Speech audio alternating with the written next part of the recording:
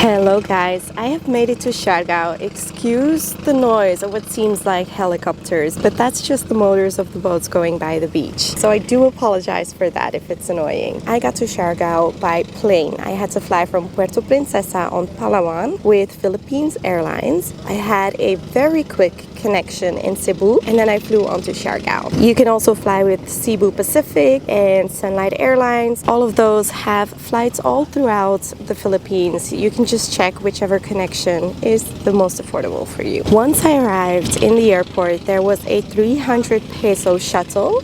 That is a shared minivan that you can take to the area of General Luna and Cloud 9, which are the most popular places that people are staying. Cloud 9 is the surfing hotspots of the Philippines. So naturally, I had to try it out. I took a class for 600 pesos. That's what it started out as, because I didn't think I would enjoy it for much longer than an hour. However, I really did. As soon as I was on the surfboard, I managed to stand up. The instructor was just incredible. The board and just the equipment was really nice as well. And we enjoyed it so much that I went for a second hour. Now, do make sure that you put sunscreen on beforehand, at least on the spots that will be exposed to the sun the most, because if you are in the water for 2 hours, you are very likely to get sunburnt. I didn't get too sunburnt, luckily. I did put on my sunscreen a bit beforehand, so it had some time to sink in, because it does get washed off naturally. But I had such a good time. It was with falling and then just getting up again. I even got in a bit of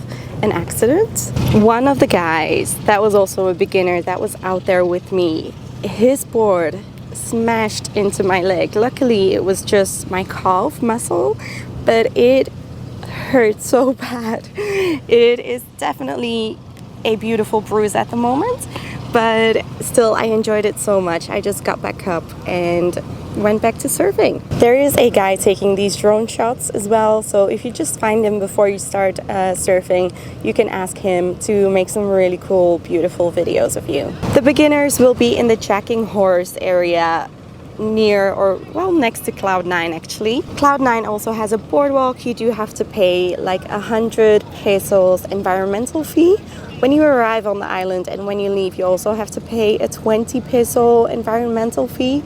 And this is kind of like a trend all throughout the Philippines, but I doubt anything actually gets done with it. But just keep that in mind. If you are going for surfing, then definitely make sure you have enough cash on you. There are lockers that you can put your stuff in so that it is safe whilst you go out there and surf. I was staying at Mad Monkey Hostel, and to be fair, I'm always a bit skeptical because they tend to have not the best reputation. They're a bit of a party hostel.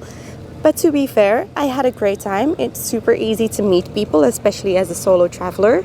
You can go out every night if you want, which on Siargao seems to be a bit of a trend. Some people are just there to surf and go out every single night.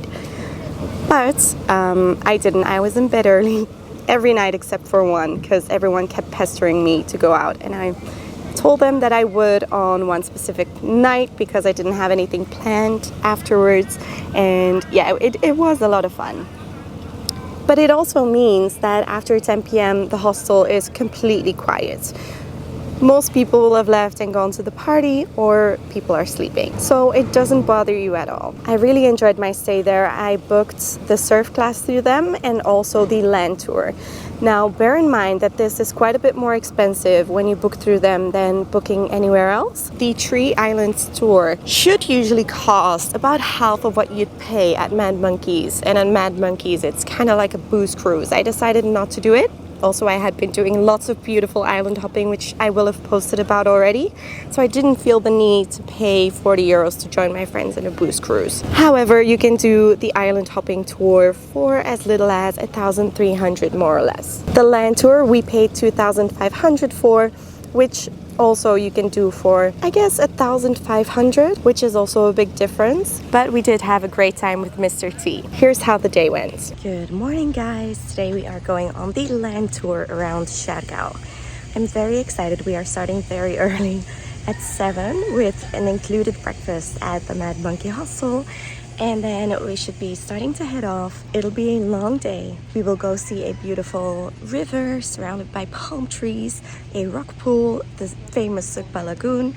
So a lot to look forward to. let's get started. After breakfast, we met our driver and guide, filled up the van with our group, and took off to the first stop of the day. At the coconut plantation viewpoint, you can see coconut trees as far as you can look. The entire island seems to be covered by them. After another 1-hour drive, we arrived in the northwest of the island in Del Carmen. From here, we were divided over 2 smaller boats and passed through lush green mangroves and vibrant hills on our way to the Siargao Lagoon.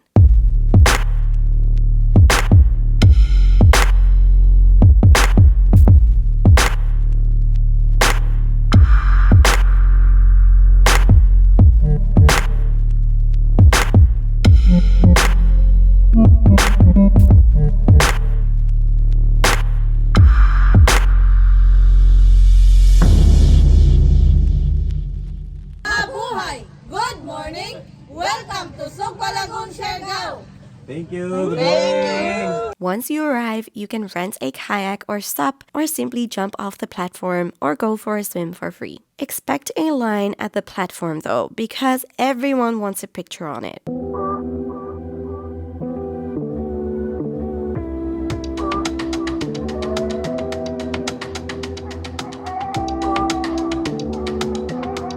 After spending an hour here, we headed back, right towards some gnarly looking clouds.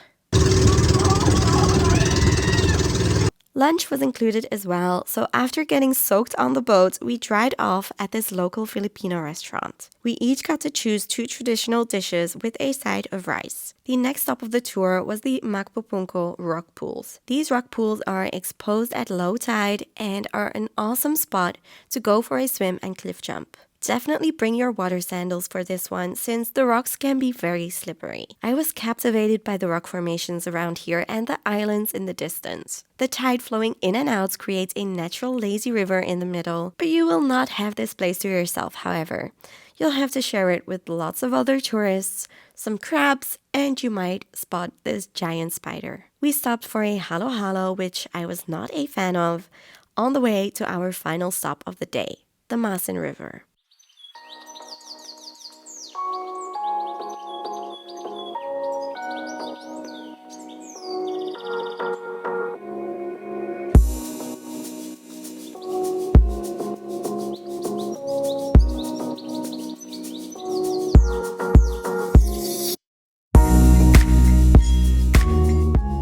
Overall, when it comes to the last stop, the Masin River, you can take a boat tour there, which we didn't really have enough time for on the tour. So I do think that it would be better, like if you can, rent a scooter to see and drive around the island, because you'll get a much better experience. You can drive through the most beautiful landscapes with all the coconut trees, along the beaches, all the way up to the north to Alegria Beach and so on. You can simply take the boat by yourself to go to Siargao Lagoon, and also the rock pools you can super easily just visit by yourself and pay the entrance fee. You could even split it up over 2 days if you do it by yourself and then just take your time to enjoy everything properly. I was all by myself and it was quite rainy. The rainy season is from October to March, so if you want to be sure to be in the dry season, it doesn't correlate with the dry season elsewhere in the Philippines, which is very annoying, but keep that in mind. I didn't want to be out there by myself on a scooter in the rain, so that's why I didn't rent a scooter, but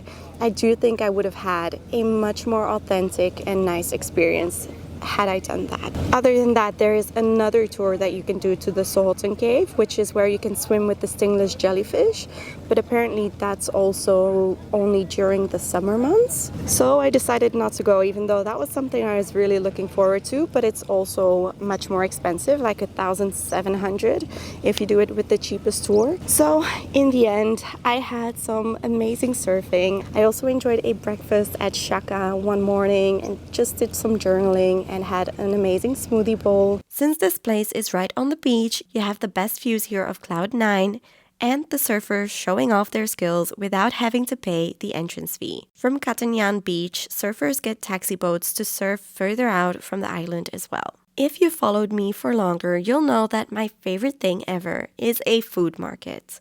That's why I loved walking to the Sunset Beach in the evening, because vendors gather here with lots of delicious, affordable food. The perfect spot for dinner, if you ask me. My favorites were the mango sticky rice, of course, a staple Thai dessert, which I just adore. And these pork dumplings, dripping in flavor, were so good as well. They were like a little flavor bomb. On the other hand, the balut, also known as balloon, is a traditional snack that is made with a duck egg, but this was my least favorite, although the locals love it. I enjoyed some shopping and also lots of great food along the tourist street, which is where my second hostel was close to, but the second hostel I wouldn't really recommend. From home, I had booked 3 nights in Mad Monkey and 2 nights in Matcha Hostel, thinking that it would be an upgrade, kind of giving me a break from the party vibe. But it was a much noisier hostel because it was right on the main road, meaning that it was just super noisy, even from early in the morning. A lot of locals, or at least Filipino people, were living in the dorm room, it felt like, and they were up from 6 a.m. getting ready for an hour in the room with the full lights on. So it was definitely not the best experience, not the peaceful, quiet, nicer place I had expected. Also, the bathroom, the shower was full of geckos, and like they wouldn't leave the shower whilst you were showering, and I just really, who remembers the gecko incident from Puerto Escondido, because that was, oh yeah, I'm not a fan of having geckos in my shower, let's say that. Other than that, there's also lots of rats running around the hostel because this one is closer to the main city of General Luna. So yeah, that wasn't the best experience, but it is pretty close to the places you go out and lots of great restaurants. I loved the fish tacos at Basta. There was some live music at Miguel's. It seems like a lot of these restaurants just have live music going on throughout the week, almost every single night.